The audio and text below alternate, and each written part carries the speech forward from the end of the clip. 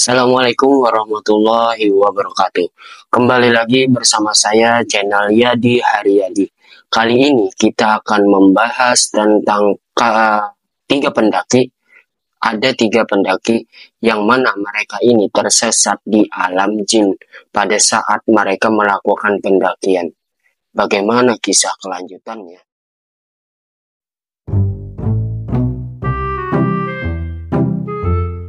Jadi, pada tahun 2015, ada tiga pendaki yang tersesat di alam jin. Yang mana ini satu yang bernama Rahmat, yang kedua bernama Rahman, dan yang ketiga ini bernama Nopal. Nah, jadi pada saat itu, bulan Juli tahun 2015, mereka melakukan perjalanan untuk mendaki sebuah bukit yang ada di Kalimantan. Nah, pada saat itu mereka bertemu di suatu tugu di Kalimantan, yaitu namanya Tugu Banjarbaru. Nah, pada saat mereka bertemu, mereka melanjutkan perjalanan ke bukit tersebut. Pada saat di perjalanan dan mereka melaksanakan sholat zuhur. Nah, sesampainya mereka setelah melakukan sholat zuhur, mereka melanjutkan perjalanan menuju bukit tersebut. Pada saat itu, mereka sampai di sebuah parkiran yang ada di bukit tersebut. Mereka melihat bahwasanya parkiran yang ada di sana itu tidak terlalu ramai orang. Karena mereka ini memang menginginkan pendakian mereka itu atau perjalanan mereka ke hutan itu, yaitu untuk mencari ketenangan diri mereka dan tanpa adanya keramaian orang lain pada saat itu. Setelah mereka selesai memarkir motor, akhirnya mereka menuju untuk tiket masuk pembayaran. Nah, pada saat itu si penjaga tiketnya ini bilang, kok kalian saja tim yang berkemah di bukit tersebut, apa kalian tidak membawa tim yang lain?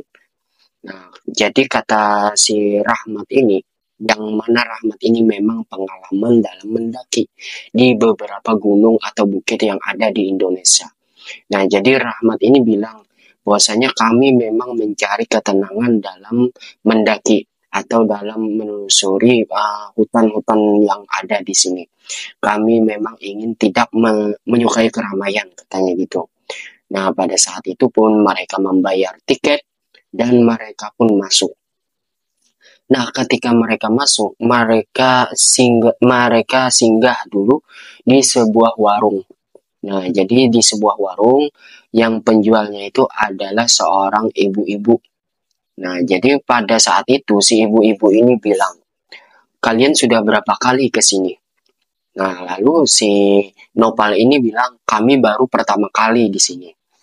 Nah, jadi pada saat itu si ibu ini bilang, nah, kata ibu, apabila kalian melewati air terjun kecil, nanti waktu kalian mendaki di bukit itu, nah, dan kalian melihat ada seorang wanita yang memakai selendang putih mandi, tolong kalian jangan pernah melihat wanita tersebut dan kalian langsung cepat-cepat menjauh dari air terjun itu.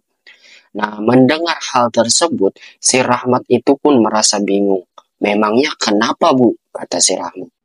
Nah, akan tetapi si Nopal langsung menjawab, oh mungkin itu bidadari dari kayangan ya, Bu. Kata si Nopal tadi.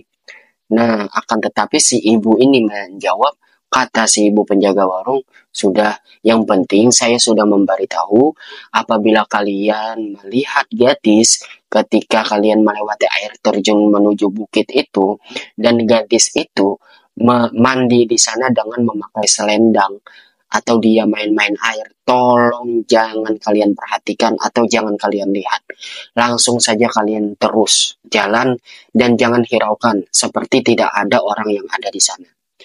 Nah, pada saat itu pun mereka selesai makan atau selesai belanja di sana untuk membawa bekal ke gunung, ke bukit itu. Akhirnya mereka berjalan-jalan ke suatu bukit. Nah, hingga pada jam 5 sore, pada saat itu perjalanan menuju bukit itu mulai sunyi. karena orang-orang pada saat itu memang tidak ada yang camping. Nah, karena hanya tim mereka saja yang camping, yaitu si Rahmat, Rahman, sama si Nopal ini. Nah, singkat cerita, pada saat di perjalanan, si Nopal ini yang paling belakang. Si Rahmat ini yang menuntun jalan kepada mereka. Nah, si Nopal ini merasa ada yang memanggil. Nah, jadi kata si Nopal ini, ada yang memanggil. Yaitu yang dia berbisik, kata si Nopal itu, tunggu, tunggu, tunggu. Yaitu suara wanita. Nah, mendengar hal itu, langsunglah Nopal ini berbalik ke belakang. Nah, pada saat itu, si Nopal ini tertinggal sekitar 10 meter dari si Rahmat dan si Rahman. Nah, pada saat itu si Rahmat pun mencek ke belakang dan ternyata Nopal terdiam sendiri di belakang. Nah, pada saat itu si Rahmat mendatangi si Nopal dan menepuk bahunya si Nopal, dan Nopal itu langsung terkejut. Dan Nopal, kata si Nopal itu, tadi ada yang memanggil saya, dengan suara wanita, dan dia bilang, tunggu, tunggu, tunggu. Nah, pada saat itu aku mencari suara tersebut di mana dan siapa. Nah, lalu si Rahmat itu karena dia mempunyai pengalaman yang banyak tentang mendaki, si Rahmat pun bilang kepada si Nopal bahwasannya, apapun yang kamu dengar, suara siapapun selain kita berdua, jangan pernah kamu tengok ke belakang. Ini bukan jalan raya, ini bukan kampung, ini bukan komplek, tapi ini adalah alam liar yang mana semuanya menuruti hukum alam, kata si Rahmat itu. Karena si Rahmat ini memang dia sudah mempunyai banyak pengalaman tentang mendaki, tentang berkemah, camping di beberapa bukit dan gunung yang ada di Indonesia. Selesai itu pun mereka melanjutkan perjalanan. Nah, pada saat mereka melanjutkan perjalanan, si Nopal ini tiba-tiba dia terjatuh. Nah, lalu si Rahmat ini pun bertanya, kamu kenapa? Tersandung apa katanya? Nah, si Nopal ini bilang ada yang mendorong dia. Nah, padahal si Rahman itu ada di depan si Nopal. Nah, hingga akhirnya si Rahmat pun bilang kepada Nopal bahwasanya dia harus berjalan di tengah, dan akhirnya si Rahman pun ada di belakang si Nopal. Nah, pada saat itu si Rahmat bilang kepada Nopal bahwasanya dia harus banyak-banyak baca doa-doa atau baca ayat kursi atau baca sholawat, kata si Rahmat, untuk menjaga hal-hal yang tidak diinginkan pada saat itu. Nah, singkat cerita, akhirnya mereka melanjutkan perjalanan, dan pada saat itu mereka melalui air terjun yang dimaksud oleh ibu-ibu penjaga warung tadi. Nah, pada saat itu si Rahmat bilang, jangan melihat air terjun itu, kita lurus saja, kita ikuti perintah oleh ibu-ibu warung tadi, kata si Rahmat tadi. Nah, akan tetapi si Nopal ini dia penasaran dan dia ngeyel. Nah, pada saat itu dia pun melihat ke bawah. Ternyata ada seorang wanita yang memakai selendang warna putih, yang mana wanita tersebut lagi bermain-main air. Nah, pada saat itu wanita tersebut bermain-main air sambil menggelengkan kepalanya. Nah, pada saat itu pun si Nopal itu memfokuskan penglihatannya kepada si wanita itu. Dan tiba-tiba wanita tersebut melihat si Nopal dan tersenyum kepada si Nopal. Akhirnya si Nopal pun memalingkan penglihatannya dan menatap ke depan. Dan pada saat itu dia menatap lagi ke bawah air terjun.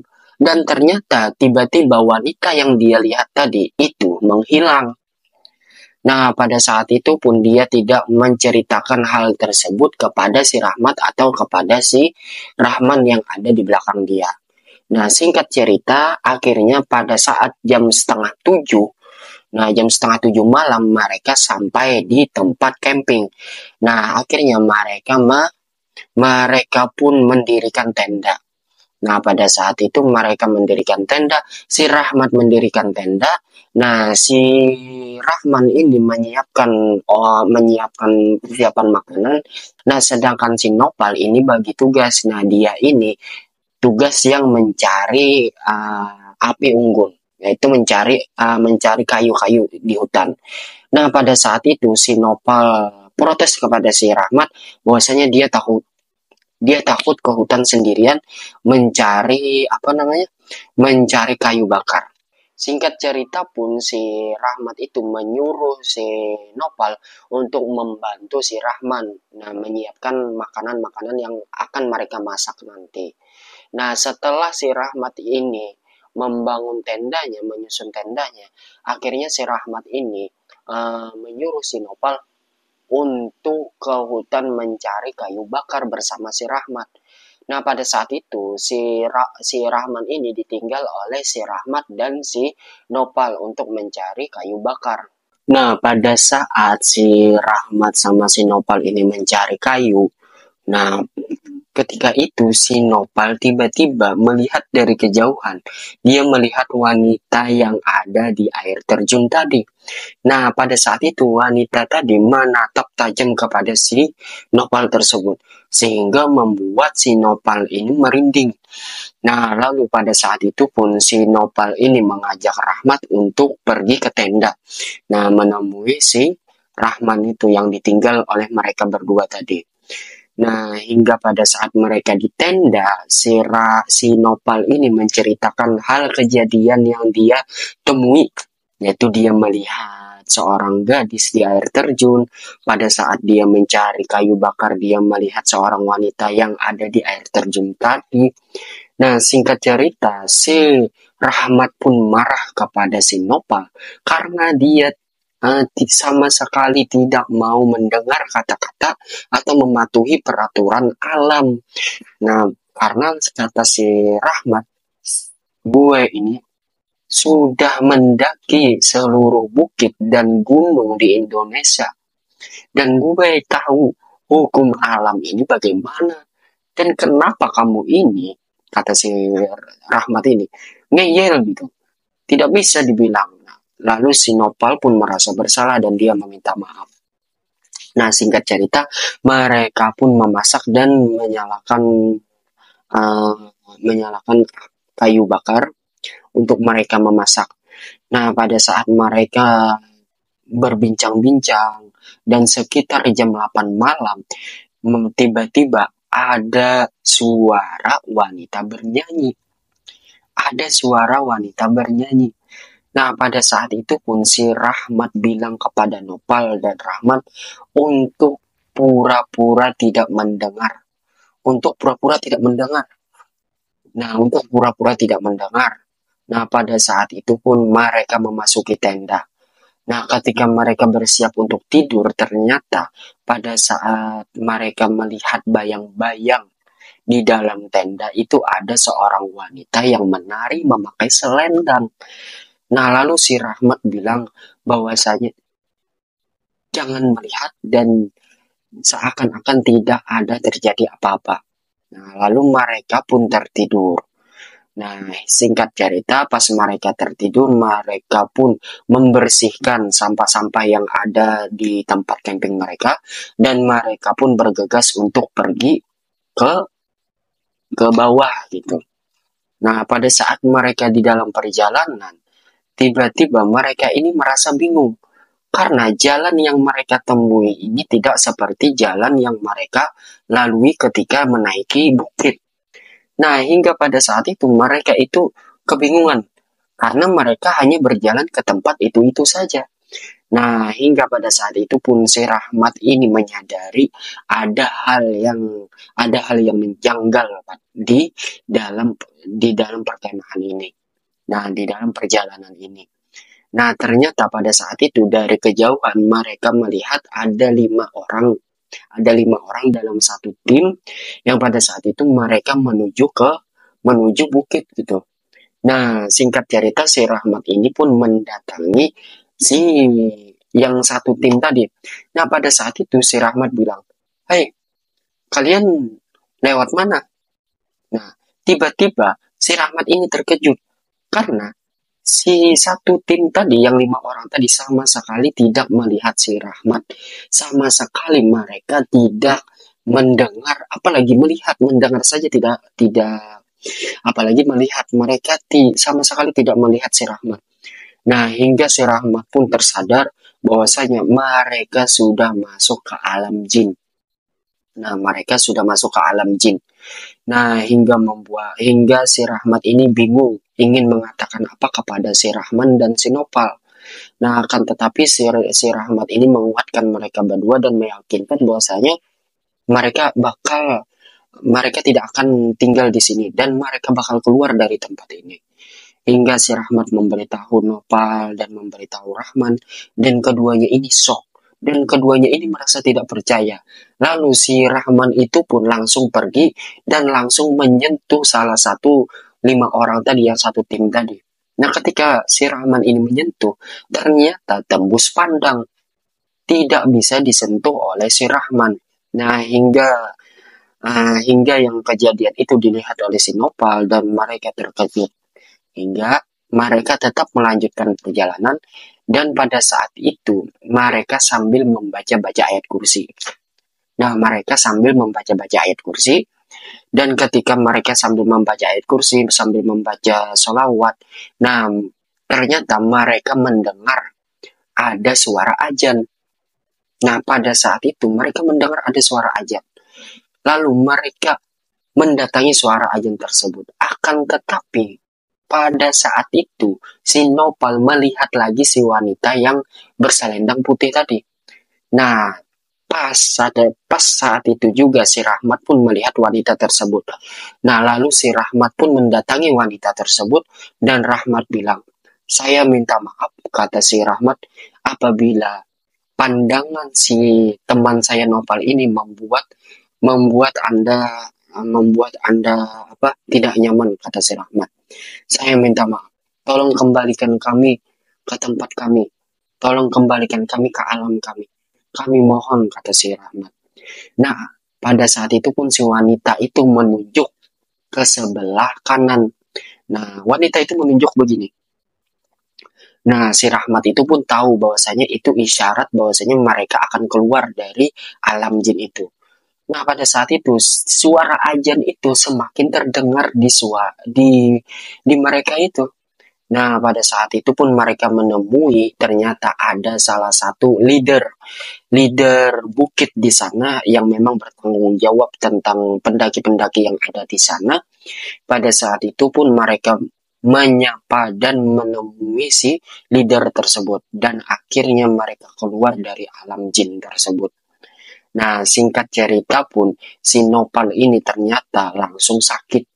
Nah, dia langsung sakit dan langsung dibawa ke rumah sakit. Dan Nopal ini dia sakit, tidak bisa dalam keadaan demam, tidak bisa berjalan itu selama 1 bulan penuh, karena dia masih terngiang-ngiang dan masih memikirkan hal-hal yang dia temui pertama kali, yang dia alami pertama kali ketika dia pertama kali mendaki atau camping.